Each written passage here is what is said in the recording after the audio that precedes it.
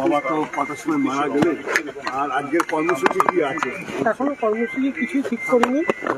কাল রাতে 1:30টার সময় কাজে অ্যারেস্ট হয় এবং সেখান থেকে রিকভারি করতে পারে। কতদিন ধরে হসপিটালে ভর্তি ছিল 600 দিন। 26শে ভোটের আগে একটা কি অপূরণীয় ক্ষতি হলো?